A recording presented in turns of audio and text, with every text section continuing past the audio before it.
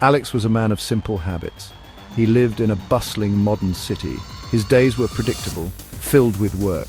He commuted through noisy streets. He ate dinner watching the news. Life was a steady, unchanging rhythm.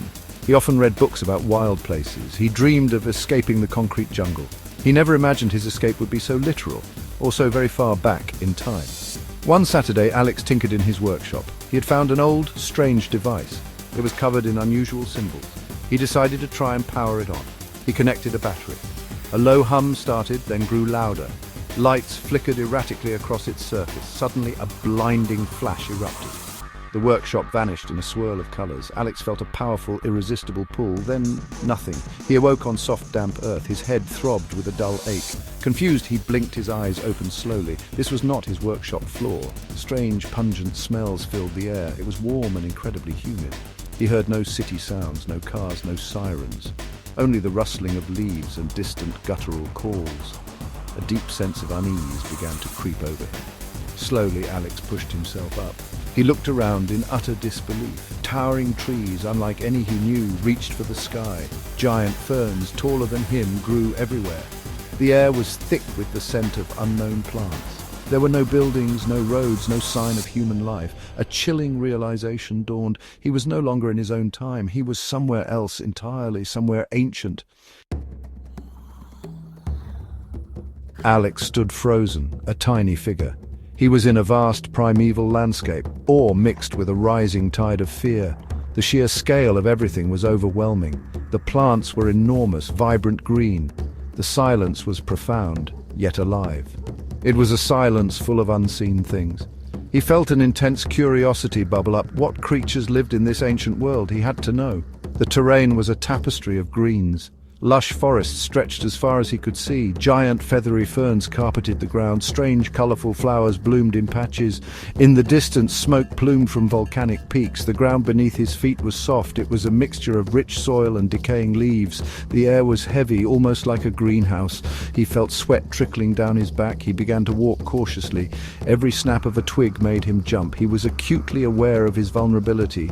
He was a modern man in an ancient land. He had no weapons, no tools, no knowledge. His comfortable, predictable life felt a million years away. Here, survival was the only rule. He had read about dinosaurs. Now he might actually see one. The thought was both thrilling and terrifying. The quiet was a stark contrast to his world. His city was a symphony of noise, car horns, construction, chatter, music. Here the sounds were natural, organic, the buzzing of oversized insects, the splash of water in a hidden stream, the rustle of something large moving nearby. Each sound was a potential warning or a sign of something wondrous. He strained his ears, listening intently. As Alex moved deeper, he saw them.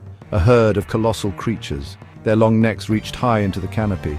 They were brachiosaurs, peaceful giants. Their skin was like wrinkled leather. They moved with slow, deliberate grace. Alex watched, hidden behind a massive fern. He felt a profound sense of wonder.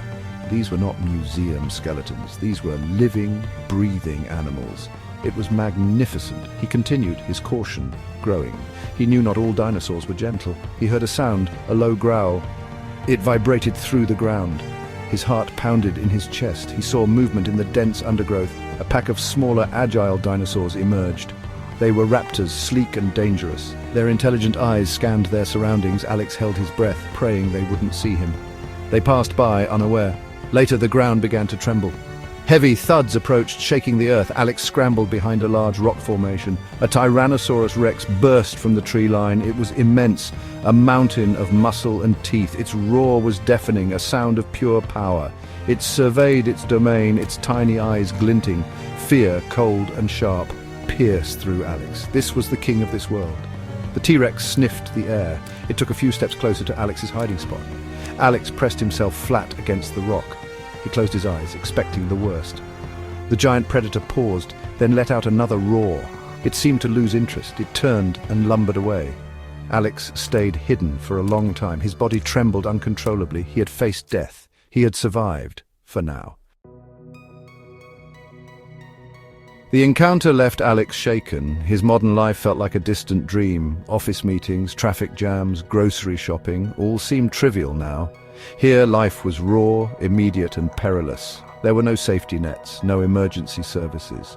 Only his own wits stood between him and danger. The quiet of this world was no longer just peaceful, it was the quiet of constant vigilance. He thought about the silence again. In his time, true silence was rare. There was always a hum, a buzz, a distant noise. Here the silence was broken only by nature, the wind in the giant leaves, the call of an unknown bird, the distant splash of a river. It was a silence that spoke of immense age. It spoke of a world untouched by human hands. It was both beautiful and unsettling. This journey, this impossible accident, had changed him. He saw the world differently. He understood the fragility of his own existence. Humanity, for all its achievements, was just a brief moment, a fleeting second in the vast expanse of Earth's history. The planet had existed long before humans. It had been home to these incredible giants. This understanding was humbling. It was also strangely liberating. If he ever returned to his own time, he knew he would be different. He would appreciate the small things more, the safety of his home, the company of other people, the very air he breathed. This terrifying, awe-inspiring walk with dinosaurs had stripped away the superficial. It had shown him what truly mattered. Life itself, in all its forms, was a miracle. He would carry the echoes of this lost time with him forever.